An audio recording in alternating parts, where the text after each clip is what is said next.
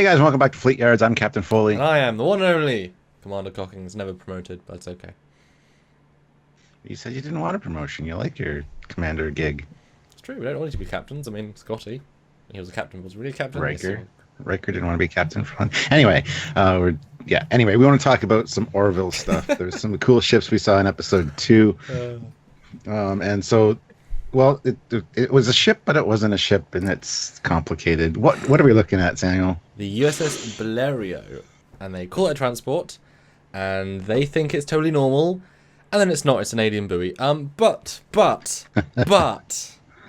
we do see the ship, and surely, Stuart, they don't even blink. So it must be a design either they think of as real or familiar with, and we know they scan the database. So why invent a ship? Just pick a ship. So we can, pretty safely say it's a real ship in the Union fleet. Yeah, it would be safe to say that for sure. Interesting design, very reminiscent of some things we've seen in Star Trek, especially Enterprise. And we're obviously going to compare because it is a spoof-ish. Yes. Everything's a reference in some way to something, even if it's itself, and so it's worth pointing these things out. But what was your first impression? Because this was before we knew this was the underhanded plot. You know, this is we heard was attacked by a Krill destroyer. Like, okay, maybe the Krill are in it again. What was your first impression of this ship design? I thought it was very interesting that they went with the warp ring design, or the ring design, not necessarily warp ring, but quantum drive ring in this case, I guess. But I thought it was a cool looking ship, very reminiscent of almost like a submarine vibe with the shape of it. So yeah, I thought it was really cool. It's an interesting cross between the classically, Sulaco Halo, big, long, grey, thin stacked ships, and then combine it with a ring, which is the Trek / real modern NASA, technology. So it's an interesting combination of the two. So it reminds me of the Titanic from Doctor Who, the spaceship Titanic, and then obviously had the ring. I mean, it's a very sort of fit for purpose ship, but I appreciate we're seeing a whole load of fleet ships. We saw that sneaky cargo ship in episode 1. Obviously, we've got the Orville and her variants. So it's nice to see something else, and a transport, not a explorer or hero ship or pride of the fleet. So it's interesting to see how rudimentary, yet also sort of neat. Yeah. And it's not super huge. I mean, if you look at the side of the ring there, you can see where the docking bay or the docking clamp is for the shuttle, which is a smaller thing in the middle of that, but still not a huge ship. So I don't know exactly how many people it could transport per se, or what the crew complement might be, but I can't see it as being very big, even compared to the Orville. I think it's probably a little bit smaller than the Orville. I think it might be deeper though, given how many window decks there might be, because there's a lot of windows comparatively. If they just stack up, it's still 15, 20 maybe. Assuming they're windows, they could just be like sensors or something. Because when you look at the picture of the shuttle docking, actually, that back section that looks like cargo modules, they look like lights instead of windows. They don't necessarily say windows to me. They could just be like marker lights of some kind.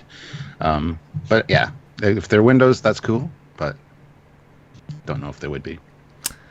Yeah, very simple ship. I mean, it's one of those things that now they've got it, they can use it again. Hopefully we'll see just thrown in a fleet shot. But they also have an internal picture, which gives us a small indication of, again, what an inside set looks like. That's the bridge, Stuart. What's your impression of the really high detail bridge? Again, it's similar to Discovery's internals a little bit, or not Discovery. Sorry, Orville. It's similar to Orville's interiors just a little bit. You can see some visual differences in the display readouts. So it's more like a civilian end of the spectrum, and also his uniform. Yes, is not Union officer. It's very much like civilian, or whatever. Even the ranking stripes on the arms, if they are that in this case, I don't know if they are. Very different. Which I kind of like. It's kind of like a cargo jacket vest thing. I don't know. Well, it has the NX-01 vibe to it. A little, yeah. With the pockets. Just a more cargo-y version. I think I've seen the sort of thing in Babylon 5 and other ones. It's jumpsuity, cargo suit. It's nice to see the visual parallels with the main uniform. But again, they had to put the extra touch in to okay, let's do them in a uniform and and such. And as we've said before, everything takes thought and effort. So it's nice to see they did for this. And again, they're stealing information off the sensor, so this is very likely a legitimate thing. But if we go back to the other picture, though, Stuart, in the trailer for episode 1, they called the Orville the USS Orville. That line was not in the original episode. They took that out. They do, however, blatantly call this the USS Blériot. So the USS prefix is canon, at least for these ships. Now, what do you think about that? Because it's sort of a Star Trek thing, and what do you think it stands for in this context? Yeah, it stood out to me right away when I heard it on the show. USS Blériot, or whatever this is. I thought it was pretty odd, to be honest, because they didn't really say USS Orville in the first episode at all. Specifically took out that little bit of the scene. Yeah, and it's like ECS on the side, right? Well, that's NCC, isn't it? Well, yeah, I guess. Yeah.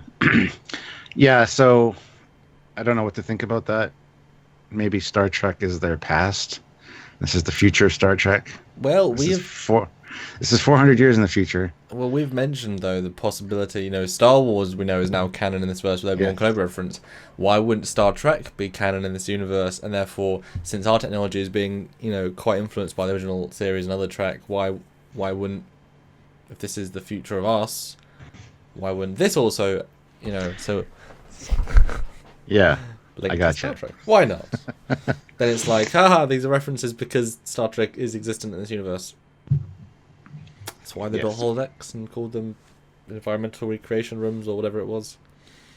Oh, they actually did name them? I didn't even hear that. Yeah, I don't think that's what they were called, but there's a plaque out when he walks into the room. It's blurry, but in full high def you can see it, and someone else pointed it out.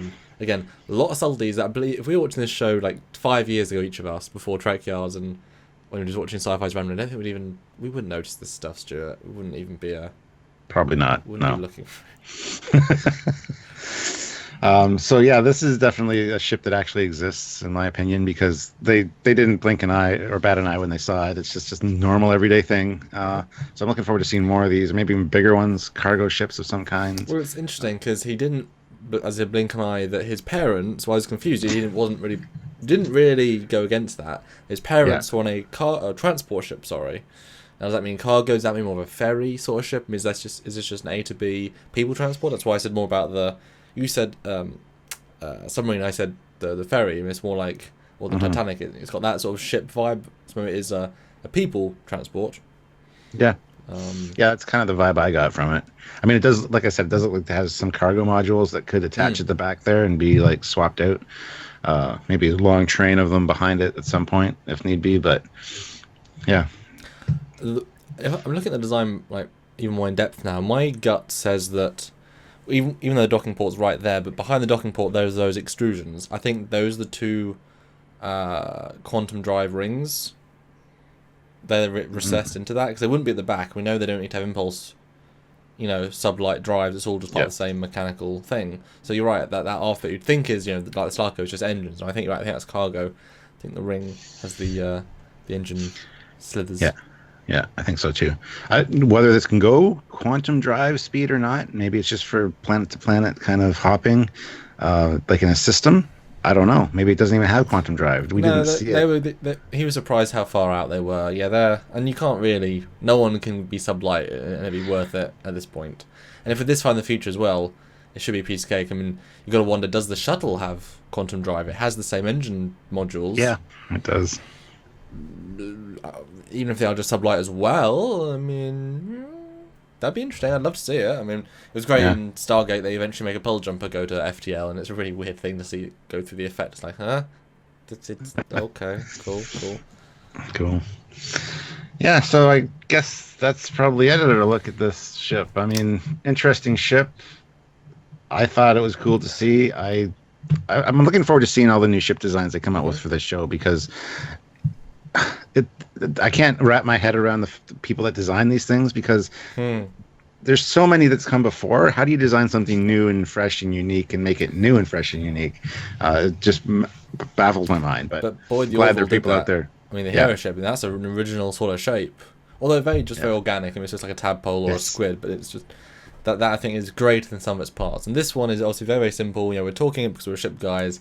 Little look this week. I want to really highlight it.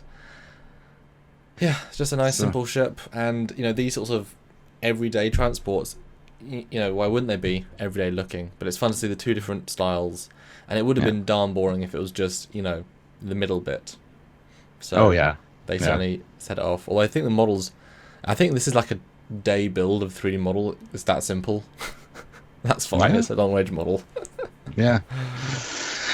Well, there you have it, guys. Our look at the USS Blériot transport ship. Hopefully you guys enjoyed it. Let us know in the comments below what you thought of it. If you want to see more of it, what it reminds you of, whatever. Please let us know. And if you want to support this show and help us do all the Orville specials, all the Discovery specials, and all the everything specials, because Star Wars is coming out too.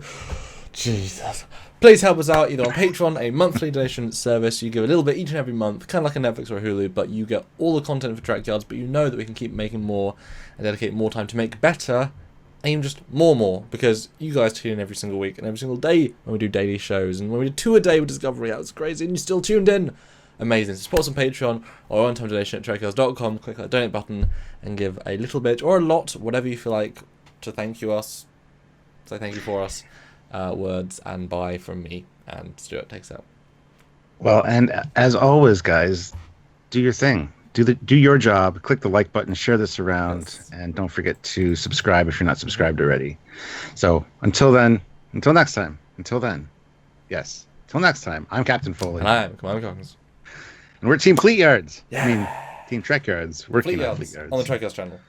We should be Dockyards, though, because of Orville. Long story. Bye, guys. Bye.